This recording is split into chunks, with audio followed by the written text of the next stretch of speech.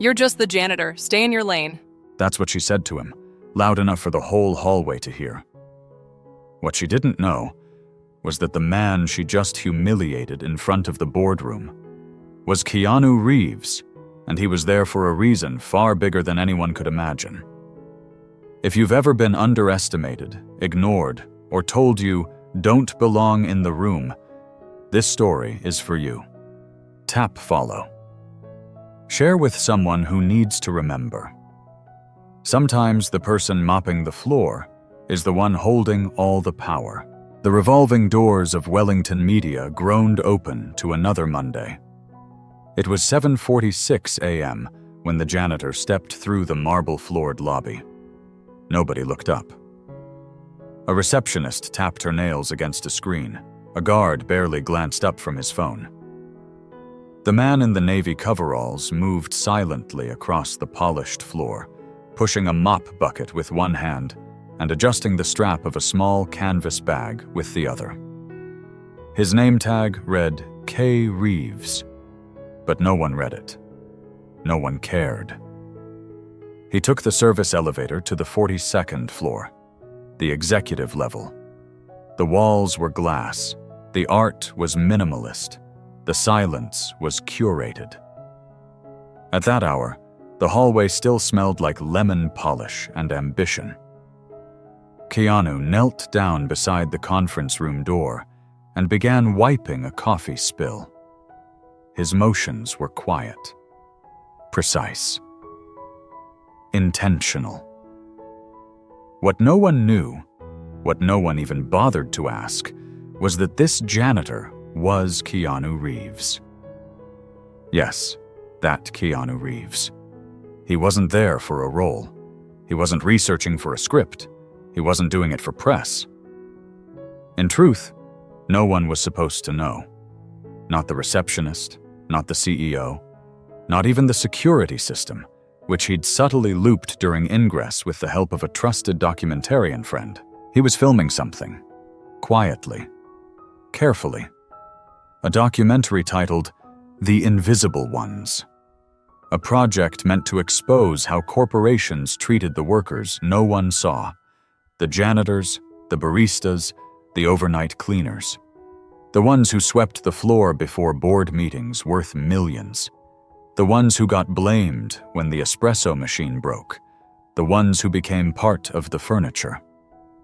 Keanu had no script, only a body cam hidden in his uniform's button and a black notebook tucked beneath the cleaning supplies. He'd spent the last 3 weeks pushing carts, unclogging sinks, and being ignored. And he had seen everything. That morning, as he passed by the hallway toward the main glass conference room, a woman in red heels turned the corner too quickly and nearly bumped into him. "Watch it," she snapped. "God, stay out of the path, will you?" She was tall, mid-40s, sharp blonde bob, white blouse, red blazer. The name tag on her lanyard read, Rebecca Lang, Director of International Relations. Keanu said nothing, just stepped back with a subtle nod. She didn't look twice. Rebecca kept walking, muttering into her phone. "If we screw up this China deal, it's on David, not me. And if I see that janitor near the glass wall again during meetings, I swear I'm calling facilities." Keanu didn't flinch.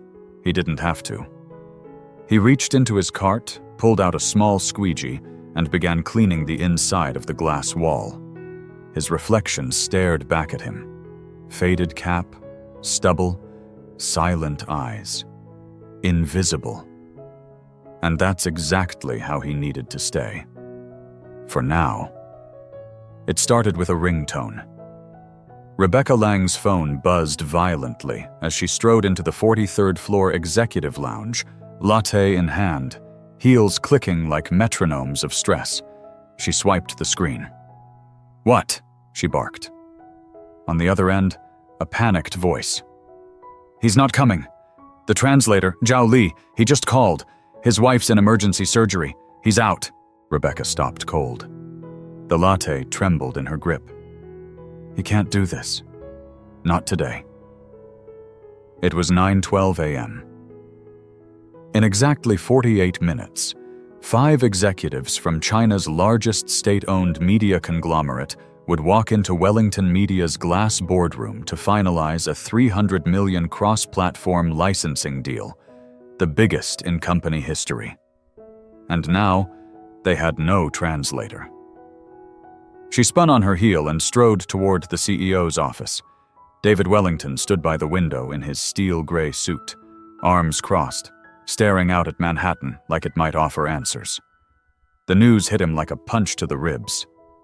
"You're telling me the man who's been prepping for this for 3 months is just gone?" Rebecca nodded, breath short. "I've called every high-end agency in the city. No one's available at this notice. And don't even say AI apps. They'll walk out the moment we try that." David loosened his tie. His face turned pale. Jesus Christ, 20 years building this company. And it all comes down to this? He pounded the desk. Across the glass wall, Keanu Reeves mopped slowly in silence. From the corner of the room, no one noticed him pause. No one noticed his head tilt, subtly, when Rebecca muttered, "If this goes south, it's your legacy that burns, David. Mine will survive." 10 floors below, the lobby intercom buzzed. "Black cars arriving. Delegation entering building." 15 minutes, Rebecca gasped. "What do we do?" David stared at her like he could will an answer into existence. Behind them, the door creaked open slightly. A voice spoke, calm, grounded, deliberate. "I can do it." They turned. Keanu stood just inside the doorway, mop still in one hand, his other resting loosely on the cleaning cart. His cap shadowed his face, but his voice cut through the panic like a warm blade. Rebecca blinked. "Excuse me?" "I speak Mandarin," he said. "Fluently." Silence fell like a dropped curtain. David looked at Rebecca. Rebecca looked at the mop. "This isn't a coffee order," she scoffed. "It's billions in licensing fees. Do you even know what a localization clause is?" Keanu didn't blink. "I studied language and cultural diplomacy. My Mandarin's native level. You're out of time." He didn't raise his voice. He didn't move. He just let the truth hang. David looked at him, eyes narrowing. Something in the janitor's posture, the quiet confidence, like a man who'd been in bigger rooms than this one. "Prove it," David said. Keanu stepped forward and said a full paragraph in pristine, articulate Mandarin. Even without subtitles, it felt powerful. He just welcomed them, honored their punctuality, and invited a fruitful partnership, Keanu translated softly. The room went still. David exhaled slowly. "Get changed," he said. "You've got 10 minutes." And just like that, the janitor walked out of the office, toward the conference room. 10 minutes later, the elevator chimed. Keanu stepped out. Gone was the mop, the coveralls, the cap. In their place, a plain black suit, slightly loose at the shoulders, borrowed from a kind receptionist named Lila, who had watched him mop the same hallway every morning for 3 weeks. His dark hair was slicked back, his face clean-shaven. He looked exactly like someone who didn't belong here, and yet somehow could command the whole room. Rebecca saw him first. Her jaw didn't drop. She was too proud for that. But her eyebrows twitched. "Jesus Christ," muttered Thomas, the CFO, eyeing Keanu from head to toe. "Is that the janitor?" Rebecca didn't lower her voice when she whispered to her assistant. "You can dress up a shadow, but it's still a shadow." Keanu said nothing. He adjusted the cuffs of his blazer and followed David into the boardroom. The room buzzed with polite conversation in Mandarin as the Chinese delegation took their seats. 5 executives, all in tailored charcoal suits, sat with the poise of men who had survived more boardrooms than battles. Mr. Chun, their senior negotiator, adjusted his silver watch and looked toward the door. David introduced Jasmine Parker, the name Keanu had chosen for the translator badge. No title, just our international consultant for Asian relations. Mr. Chun stood and bowed lightly. Keanu bowed in return and responded in fluent, tonal perfect Mandarin, thanking him for the honor and complimenting their punctuality, a subtle but powerful gesture in their culture. Chun's eyes lit up with a flicker of genuine surprise. For the next 15 minutes, Keanu translated every sentence with surgical precision. Not just the words, but the rhythm, the nuances, the corporate sarcasm, and the offhand jokes that could easily turn offensive across language. When the Chinese VP made a dry joke about Western streaming platforms over-promising, Keanu mirrored the tone flawlessly. The room laughed. Comfort bloomed. Contracts hovered in the air, just inches from signatures. Until... Perhaps, Rebecca interrupted, flashing a smile lined with venom, we should share a little about our translator's unique career journey. David shot her a warning glance. Too late. It's just so inspiring, she said. To think someone who mopped these very floors just weeks ago is now sitting at the table with executives. What a story. Keanu's face didn't change, but the shift in the room was immediate. Mr. Chun's expression tightened. The other delegates exchanged glances, not angry, not offended, just uncertain. In their culture, status and clarity of role mattered. Who spoke held weight. Suddenly, the lines had blurred. Keanu looked at Rebecca. Calm. Still. Life teaches us, he said in Mandarin, addressing the delegates directly, that opportunity often arrives in unexpected uniforms. The sentence was flawless, but the ease was gone. He felt it. In one reckless sentence, Rebecca had reduced him from strategist to spectacle. And now he wasn't just translating. He was on trial. The elevator dinged softly behind him, but Keanu didn't turn. He stood at the far end of the 42nd floor hallway, arms resting lightly on the handle of a cleaning cart that wasn't his anymore. The blazer was gone.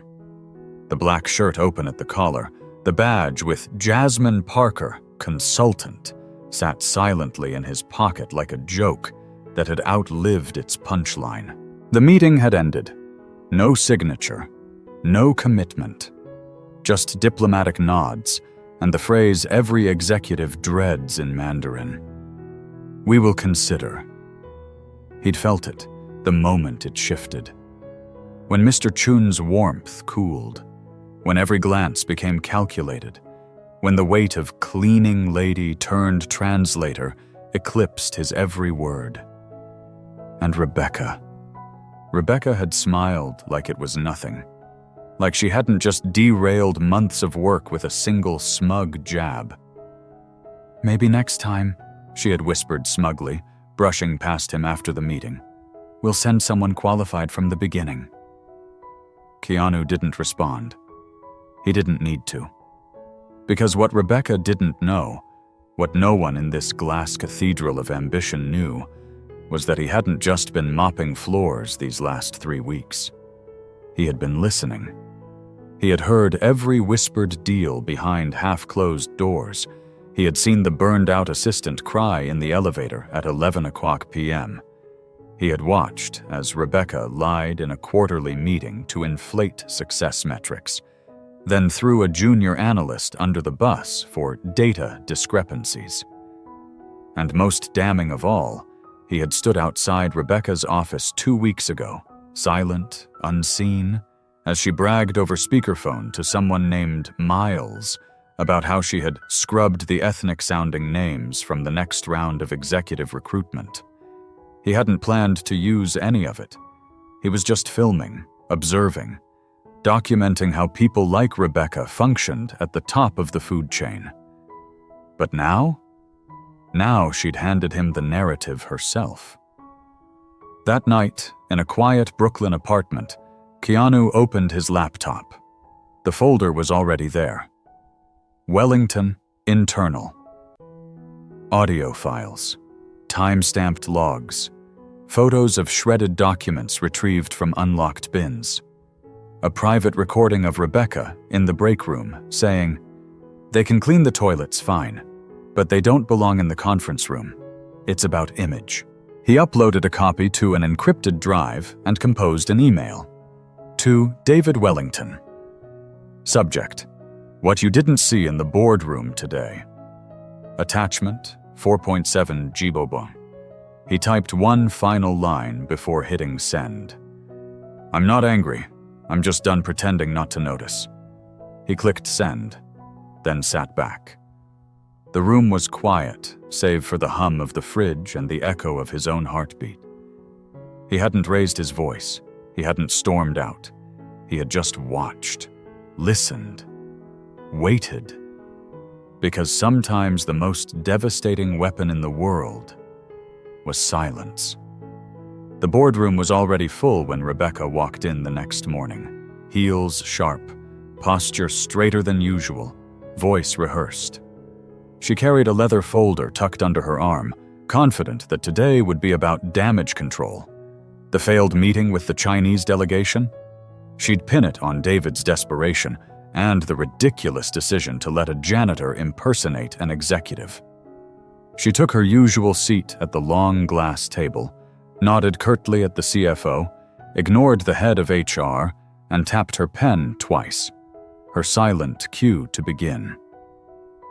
"I imagine we're here to talk about yesterday's fiasco," she began smoothly. "I warned you this would happen. Putting an unqualified staffer in a multi-million-dollar negotiation." "Rebecca," David interrupted, his voice like a cold stone in a still lake. "You might want to wait before digging in." That's when the door opened, and he walked in. No mop, no overalls, no cart. Keanu Reeves, in a charcoal suit, tailored this time, stepped into the room with quiet gravity. A black laptop under one arm, a small leather case in the other. He walked to the table, took the empty seat beside David, and calmly opened his device. Rebecca's jaw tightened. "With all due respect, David," she said, laughing nervously, "I don't understand why he's even—" "He's here," David said, "because of what you said, what you did, and what he heard." Keanu clicked once. The screen behind them lit up, a paused audio waveform, a timestamp. "We can't have people like that thinking they belong in executive meetings. It's not personal.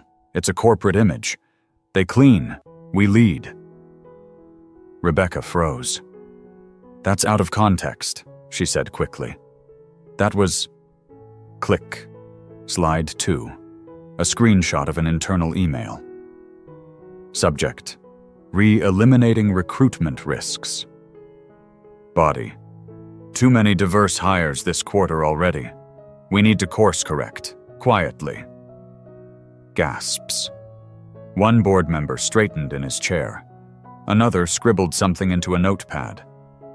"This is a setup," Rebecca hissed, her voice rising. "He's bitter because he embarrassed himself yesterday. None of this is—" "Valid?" Keanu spoke for the first time. "The email came from your corporate account. The audio from the security feed. I didn't plant anything. You just never noticed the mop had ears." The silence was absolute. David leaned forward. "Rebecca, do you have any explanation, any at all, for these materials?" She looked around, searching for an ally, a sympathetic glance. Nothing. Only eyes full of calculation. Some pity. Most cold disapproval. She stood, but her voice cracked when she spoke. "You're making a mistake. He's just a cleaning guy with a grudge. He," David interrupted, "is the man who just saved us from a federal audit." Another click. A final slide appeared. Recommended action. Termination for cause. Immediate. Rebecca's breath caught. Her knees buckled slightly. And across from her, Keanu Reeves sat silently, watching. Not with anger, but with the unsettling calm of someone who had already won. Security arrived in less than 2 minutes. Rebecca didn't resist. She just stood there, frozen, while 2 suited guards waited silently by the glass doors. Her red blazer, once a symbol of dominance, seemed to shrink on her shoulders. She looked older somehow. Smaller. David Wellington rose slowly from his chair, eyes heavy with quiet finality. "Your access will be revoked immediately. You'll be escorted to collect your belongings," he said, voice firm but not cruel. "And due to the severity of the evidence, we're forwarding everything to the federal attorney's office." Rebecca opened her mouth, then closed it. Even now, she was calculating. But there were no escape routes left, no convenient intern to blame, no faulty spreadsheet to hide behind, just a room full of people who had finally looked past her charm and seen the rot underneath. She turned toward Keanu.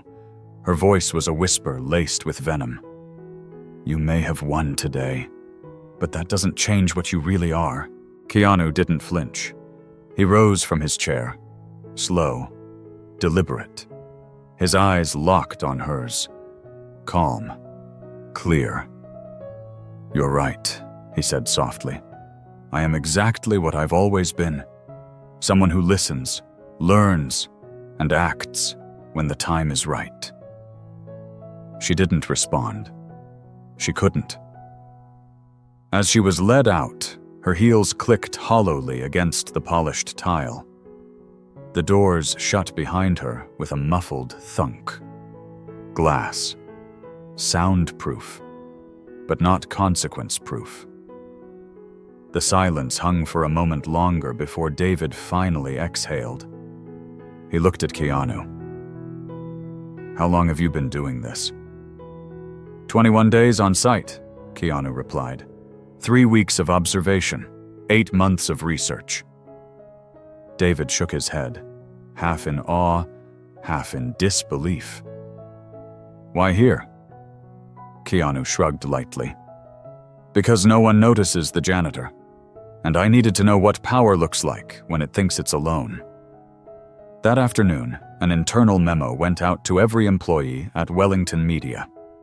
Subject: Structural Review and Equity Audit.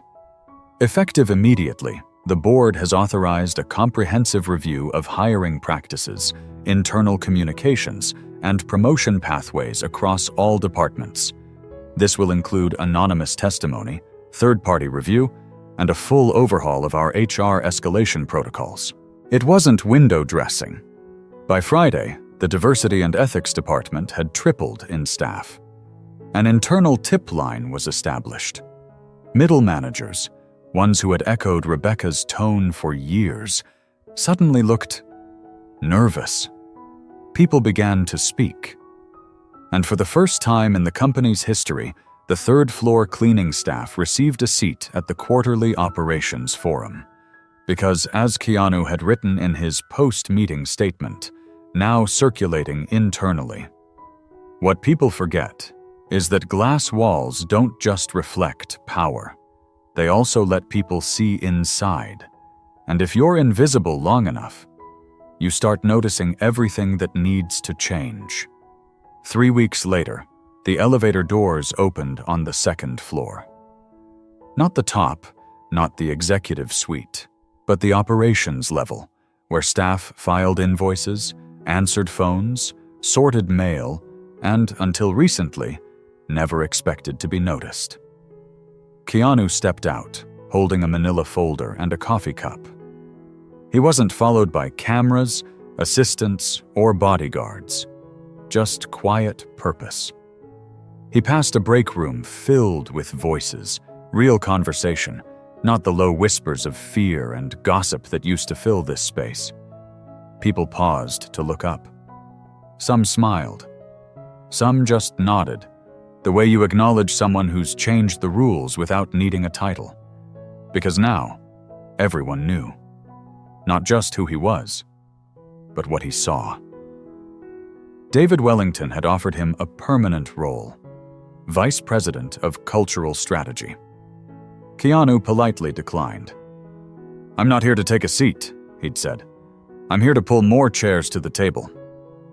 Instead, he proposed something else, a new initiative under Wellington Media's restructuring, the Invisible Ones Foundation, a public-private program designed to fund education, career pathways, and legal support for custodial, maintenance, and service staff within corporate structures. Not just at Wellington, but nationwide. His conditions were simple: real funding, transparent metrics, zero tolerance for symbolic change. David signed it. No hesitation. "You shook the glass walls, Keanu," he said in the boardroom that day. "The least we can do is break them open." That morning on the second floor, Keanu sat down beside Maya, a former receptionist who once lent him the black jacket that helped him blend in during the infamous meeting. She now wore a new badge, Junior Communications Analyst.